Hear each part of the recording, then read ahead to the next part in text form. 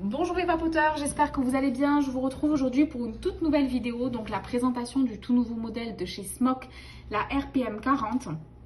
Donc je vais vous montrer de quoi se compose le kit et les différentes fonctionnalités. Donc vous retrouverez dans votre kit une batterie de ce type-là, donc assez petite, assez compacte, ce qui facilite vraiment la prise en main. Sachez qu'il existe différents coloris que vous pourrez retrouver sur le site iSmok 31, donc n'hésitez pas à aller y faire un tour.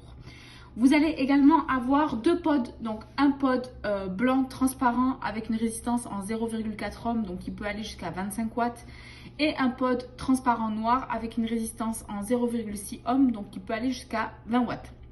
Capacité des deux pods, on est sur du 4,5 ml, ce qui est assez grand quand même au niveau d'un pod. Vous allez aussi retrouver un câble micro USB ainsi qu'une petite notice à l'intérieur. Je vais vous montrer donc comment on procède au niveau de la résistance. Donc quand la résistance est neuve ou quand on la change, il vous suffit simplement donc de prendre votre réservoir, de le mettre la tête en bas et de venir simplement avec vos doigts tirer la résistance. Hop, comme ceci.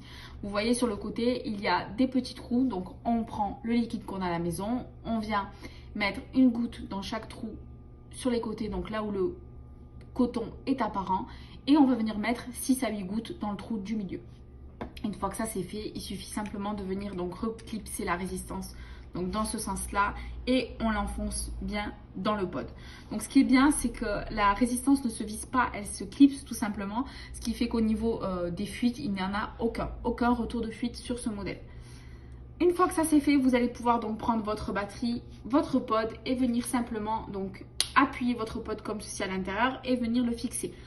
On va appuyer 5 fois rapidement au niveau de la batterie donc pour l'allumer. Donc vous voyez, il y a le petit affichage qui se met. Elle se met en route. Donc vous verrez donc sur votre écran digital que les caractères sont assez gros et l'écran est quand même assez grand, moi je trouve. Donc ce qui fait qu'au niveau du visu, on y voit vraiment très bien.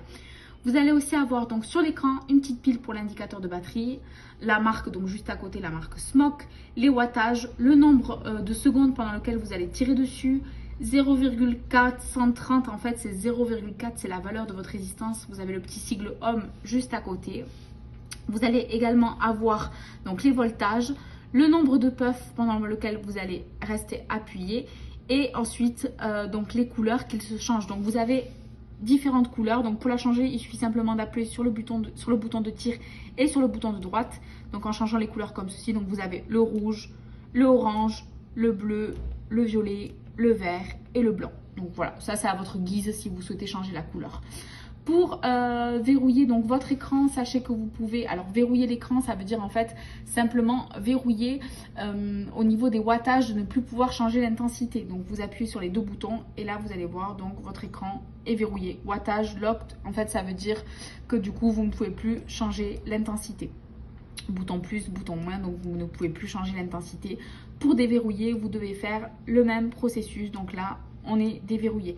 Donc sachez que cette batterie peut aller jusqu'à 40 watts. Veillez bien à bien respecter la valeur des résistances. C'est-à-dire que pour celle-ci par exemple qui est installée, on est sur une résistance en 0,4 ohm. Donc il ne faut pas dépasser les 25 watts au risque de cramer beaucoup plus vite la résistance. Donc là je me fixe une limite de 25 watts. Au niveau de la batterie, on est sur du 1500 mAh, donc très correct, une bonne journée d'autonomie pour quelqu'un qui fumait donc un paquet de cigarettes par jour. Donc vraiment compact et très correct au niveau de l'autonomie. Pour le rechargement, donc on est sur un câble micro USB, donc comme ceci. Hop, voilà. Donc il vous suffit de brancher simplement le modèle à l'arrière, hop, comme ceci. Et ensuite, soit sur l'ordinateur, soit si vous avez un adaptateur secteur à la maison, car dans le kit, il n'est pas fourni. Moi, par exemple, ce que je fais, c'est que je prends celui de mon téléphone et je viens donc le brancher comme ceci. Hop. Et ensuite sur la cigarette électronique.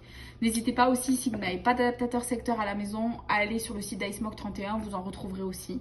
Donc c'est vraiment un modèle qui est très pratique en utilisation, qui est très petit. Je vous le conseille vivement. Vraiment, il est aussi très puissant, donc c'est un très bon modèle. N'hésitez pas.